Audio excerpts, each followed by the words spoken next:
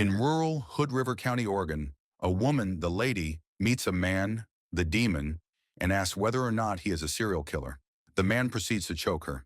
A voiceover reveals that between 2018 and 2020, Denver, Colorado saw one of the 21st century's most calculated and prolific serial killer until the killer was eventually apprehended in the dense forests of Hood River County, Oregon, once the killer had rampaged through several states.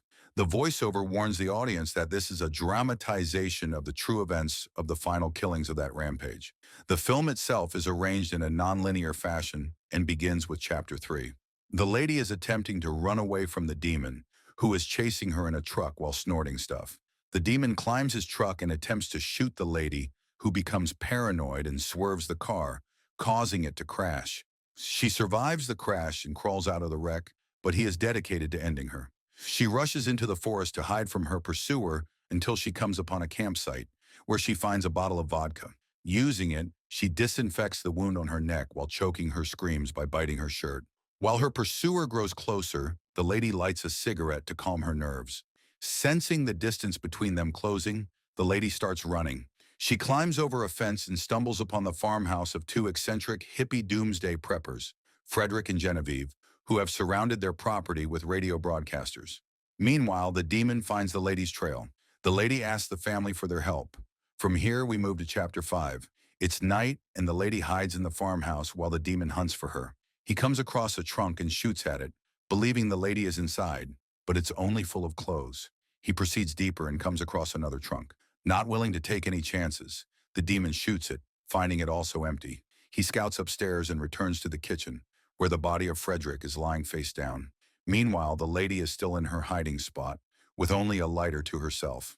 The demon goes outside for a smoke and discovers pieces of skinned chicken outside.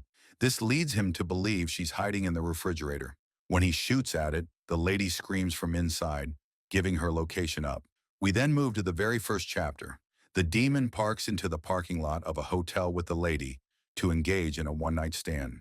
Though the demon wants to rush to their room, the lady wants to relax to allow them to get to know each other. While the two are talking, the lady explains to the demon the risks women take engaging in such behavior and asks whether or not he is a serial killer. He clearly hadn't thought about it this way and agrees that her concern makes sense.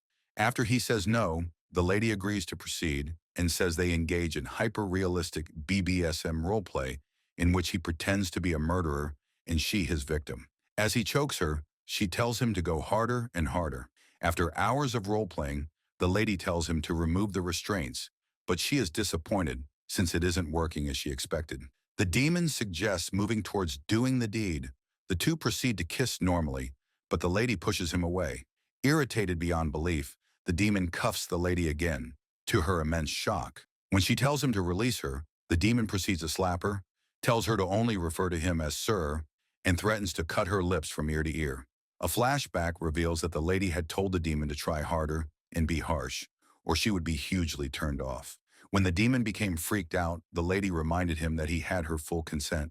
The two had also decided on a safe word to end the session, which the lady speaks to stop him. He instantly removes her restraints while apologizing to the lady, who is crying.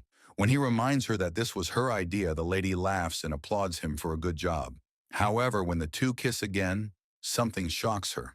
We then move to the fourth chapter. Frederick and Genevieve are enjoying an average day together.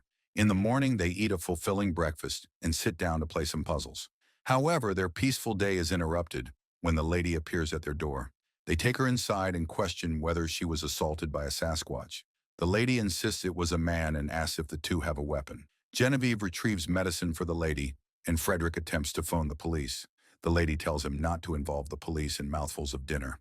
Frederick reasons it's better to have the police since they will escort her to safety. Upstairs, Genevieve hears Frederick scream. She rushes downstairs, only to find that the lady has stabbed him to death. She puts Genevieve on the point of her knife and tells her to cooperate with her to allow the lady to subdue her, as she has no wish to kill Genevieve. Genevieve says a storm shelter with ample supplies is nearby, where the lady can restrain her. But when the lady takes Genevieve outside, she's distracted by the noise of the demon climbing the fence. Genevieve seizes the opportunity to flee into the woods, while the lady retreats back into the farmhouse and hides in a chest freezer. However, Because she'd thrown the pieces of chicken outside and unplugged the freezer, the demon eventually discovered her. We then moved to chapter 2. The demon asks what pulled the lady away from him. She says she was awed by how handsome he is. The lady insists the two use white powder before engaging in the act. Though the demon is surprised by it, she insists it's her birthday and wants excitement. The demon agrees, and though the lady is ecstatic, he becomes suspicious of her behavior. They sniff it together and proceed to kiss. But suddenly the lady begins acting coolly, denies the demon what they came for, and proceeds to dress up. The demon becomes furious and decides to leave. From her bag, she retrieves a knife and a taser and calmly walks outside to find the demon lying on the ground, as though sedated. She pulls him back inside with his legs and locks the door. Once inside, she reveals that she has, in fact, dosed him with ketamine, which renders him severely sedated. She then proceeds to gag his mouth with his own socks. The lady, a prolific serial killer herself, deemed the Electric Lady by the media, carves the initials of her moniker into the demon's chest. This torture lasts for 10 minutes, accompanied by the use of the taser. After 10 minutes, she goes into the restroom for some rest. While rifling through his belongings, she discovers a law enforcement badge, revealing he is a police officer. The lady prepares to stab the demon to death, but as he regains his faculties, he retrieves his concealed pistol and shoots her ear off. He tries to shoot her dead, but the lady escapes through the window and proceeds to run half naked with her ear bleeding to a nearby building, asking for help. The demon gets up from the bed and sniffs the white to numb his pain and regain his energy. Meanwhile, the lady asks the desk clerk to lock the door and asks for a weapon. Though her assistant, Tanya, is suspicious of the lady, the desk clerk tries to help and is about to call the police before she's stabbed by the lady. She holds the assistant on the point of her knife and asks for the keys to her car and clothes before escaping. We then move to chapter 6. The demon contemplates shooting the lady, but thinks it's not worth it and sits down to smoke to calm his nerves. His shot has wounded her arm, and the lady is unconscious. He handcuffs her to the chest before calling fellow Sheriff Pete and his deputy Gale for backup.